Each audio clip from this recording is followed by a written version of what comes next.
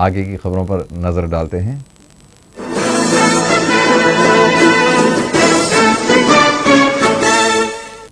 वज़ीर आला किरण कुमार रेड्डी ने कैंप ऑफिस में काबीनी वज़रा के साथ अराजी अलाटमेंट की नई मुजवज़ा पॉलिसी पर वसीतर मशावरत की। इजलास में कई तजावीज़ पेश की गई और ओहदेदारों से कहा गया है कि वह आइंदा महीने मुनक़िद होने वाली काबीनी मीटिंग से पहले अपनी तजावीज़ तरमीम व इजाफे के साथ पेश कर दें। इजलास में नायब वज़ीर आला दामोदर राज नरसिम्हा, वज़रा बोस्ता सत्यनारायण, अनम राम नारायण रेड्डी, एन रघुवीरा रेड्डी, के जाना रेड्डी, एस विजय रामा राजू, वटी वसंत कुमार, के पार्थसारथी, टी प्रताप रेड्डी, एस शैलजानाथ और दीगर वज़रा शरीक थे। मजलिस इत्तेहादुल मुस्लिमीन ने हफीज़पेट के अफसोसनाक वाक़े के महलूकीन के वर्सा से इज़हार ताज़ियत किया है और उनकी हर मुमकिन मदद करने का तयख़ुन दिया है। क़ायद मजलिस अकबरुद्दीन ओवैसी ने अरकान कौंसिल सैयद अमीरुल हसन जाफरी और सैयद अल्ताफ़ हैदर रज़वी को हफीज़पेट रवाना किया, जहां उन्होंने महलूकीन के अफराद ख़ानदान से मुलाकात की और वाक़े की तफसीलात हासिल की। मजलिसी क़ायदीन ने मोहम्मद पाशा को भी पुरसा दिया, जिनकी अहलिया और 3 बच्चे इस वाक़े में शहीद हो गए और उन्हें हुकूमत की जानिब से एक्स ग्रेशिया के ज़रिए माली इमदाद फ़राहम करवाने का तयख़ुन दिया।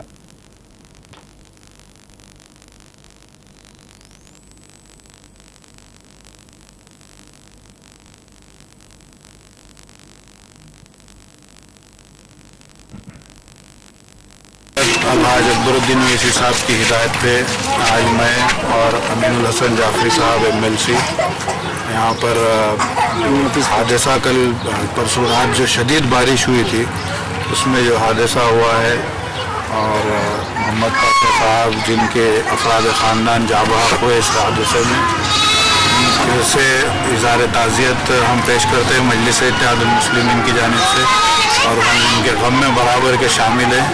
इंशाअल्लाह ये नुकसान इनका हुआ है, जानी नुकसान की तो कोई भरपाई नहीं हो सकती, लेकिन जो घर का जो इनका नुकसान हुआ है और मुख्तलिफ जो चीज़ें हुए हैं उसके नुकसान की भरपाई के लिए हम हुकूमत से नुमाइंदगी करेंगे और अकबर साहब ने ख़ास तौर पे हिदायत दी है कि पूरी तफसीलात लेके आए, ताकि इस बारे में चीफ मिनिस्टर से हमने कल भी ये बात कही थी कि काफ़ी जानी और माली नुकसान हुआ है बिलखुसूस मुसलमानों का, तो उन्होंने तयख़ुन दिया था कि जो भी नुकसानात है उसकी भरपाई की जाएगी। अकबरुद्दीन ओवैसी साहब इंशाअल्लाह अभी हम जाने के बाद रिपोर्ट देंगे उनको और वो नुमाइंदगी करके ज़्यादा से ज़्यादा जो भी एक्स ग्रेशिया होता है उसको दिलवाने की कोशिश करेंगे और फिर से मोहम्मद पाशा साहब के अफराद ख़ानदान के साथ मैं इज़हार ताज़ियत पेश करता हूँ मजलिस इत्तेहादुल मुस्लिमीन जहन से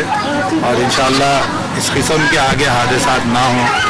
हम कोशिश करेंगे कि यहाँ के जो मसाइल हैं और जो भी चीज़ें हैं उसको हत्तल इम्कान कोशिश करके इन मसाइल का हल ढूंढने की कोशिश करेंगे।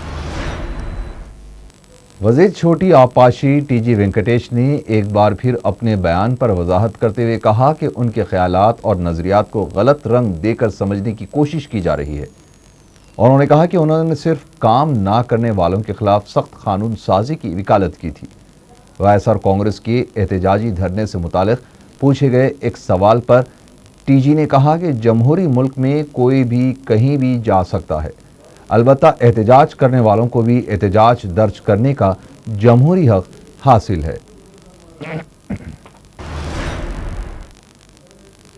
साबिक रुकन पार्लियामेंट जी विनोद का इल्ज़ाम है कि वाईएसआर और कांग्रेस एक सिक्के के 2 रुख हैं।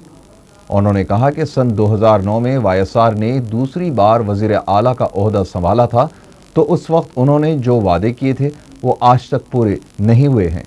उन्होंने कहा कि जल यज्ञम को धन यज्ञम में तब्दील करने वाले बुनकरों के बारे में क्यों गौर करेंगे। కొంతమంది మిత్రుల దగ్గర డబ్బు మేము పార్టీ తరఫున ఫండ్ రేజ్ చేసి ఈరోజు సిరిసిల్ల పట్టణంలో ఈ చేనేత కార్మిక సంఘానికి మేము ఇచ్చినాం. ప్రభుత్వానికి సంబంధం లేదు, వ్యక్తిగతంగా ఒక సంస్థగా మా పార్టీ ఇచ్చింది. 2546 కుటుంబాలకి ఈ రోజు ఉదయం వరకు కూడా ఇచ్చినటువంటి రుణాలది. మేము ఇచ్చినటువంటి డబ్బు 1000 కోట్లు కాదు. మరి రాజశేఖర్ రెడ్డి జలయజ్ఞంలో ధనయజ్ఞం చేశాడు. ఈరోజు నేను చెప్తలేను, మీ పార్టీ నిన్నటిదాకా మీ పార్టీ ప్రభుత్వాలు చెప్తున్న ఈరోజు 1000 కోట్ల దోపిడీ చేసిండని రాజశేఖర్ రెడ్డి, జగన్మోहन रेड्डी। तेलंगाना में आज़ादाना तौर पर घूमने का हक हर किसी को हासिल है। तेलंगाना किसी की जागीर नहीं है, कोई यहां आने से किसी को रोक सके, ये रिमार्क गवर्नमेंट विप जग्गा रेड्डी ने किया। मीडिया से बात करते हुए उन्होंने सवाल किया कि वाईएसआर कांग्रेस की एजाजी सदर को इस वक्त तेलंगाना पर अपना मौक़िफ़ वाज़े करने के लिए क्यों कहा जा रहा है। उस वक्त ये लोग क्यों खामोश थे जब जगन ने सिलसिले का दौरा किया था। उन्होंने कहा कि तेलंगाना में घूमने फिरने के लिए किसी को टीआरएस से इजाज़त लेने की ज़रूरत नहीं है। మరి టిఆర్ఎస్ పార్టీ ఎలాంటి అడ్డుకొని తగిలి మరి చట్టానికి ఇబ్బంది కలిగించే ప్రయత్నం చేస్తే దానికి పూర్తి బాధ్యత టిఆర్ఎస్ పార్టీ వహించాల్సి వస్తుందనేది నేను ఈ సందర్భంగా గుర్తు చేస్తున్నాను। जिले रंगारेड्डी के इब्राहिम पट्टनम से मुसलमानों के एक बड़े ग्रुप ने दारुस्सलाम में मजलिस के जनरल सेक्रेटरी सैयद अहमद पाशा कादरी और रुकन कौंसिल अल्ताफ हैदर रजवी से मुलाकात की और मुकामी मसाइल से वाकिफ करवाया। वफ्द ने इस मौके पर मजलिस में शमूलियत का ऐलान करते हुए कहा कि इब्राहिम पट्टनम में मजलिस के इस्तेकाम के लिए काम करेंगे।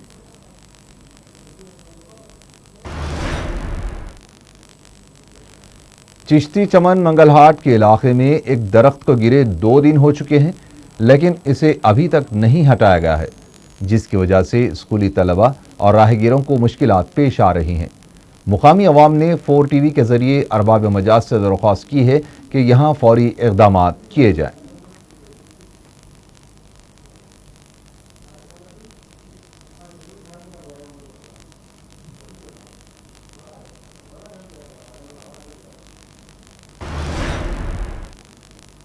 बेगमपेट की खानगी कंपनी में काम के दौरान शॉक लगने से एक प्लम्बर की अफसोसनाक तरीके से मौत वाक़ हुई है।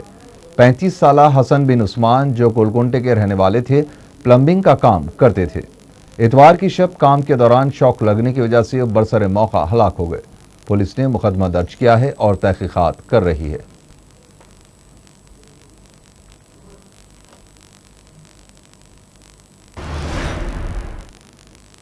रियासत नगर में इब्तिदाई मजालिस की जानिब से मुनक़िदा दावत इफ्तार में अकबरुद्दीन ओवैसी क़ायद मजलिस लेजिस्लेचर पार्टी ने शिरकत की। मुकामी अवाम ने क़ायद मजलिस का वालेहाना इस्तक़बाल किया। इस मौके पर अवाम की कसीर तादाद के अलावा हल्का असम्बली चंद्रायन गुट्टे के कॉरपोरेटर्स भी मौजूद थे।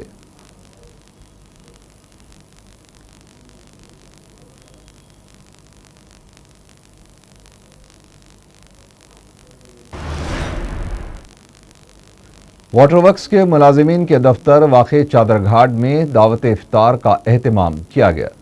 रुकन असम्बली मलकपेट अहमद बलाला ने मेहमान खुसूसी की हैसियत से शिरकत की।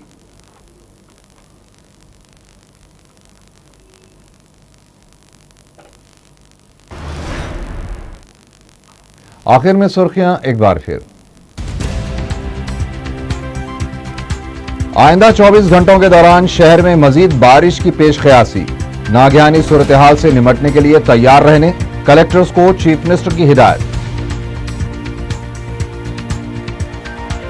बारिश से मुतासर अफराद के लिए फी खानदान 20 किलो चावल मंजूर। मजलिसी अरकान असेंबली की नुमाइंदगी के बाद हुकूमत का ऐलान। पुराने शहर के मुतासरा इलाकों में कमिश्नर बल्दिया का दौरा। चीफ मिनिस्टर की हिदायत पर कृष्णा बाबू का इक़दाम।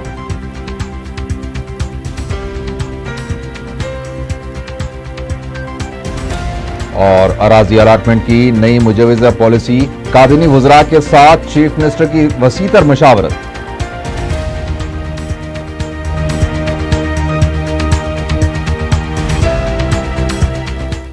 इसी के साथ ही 4 टीवी खबरनामा यहीं खत्म हुआ। अल्लाह हाफिज।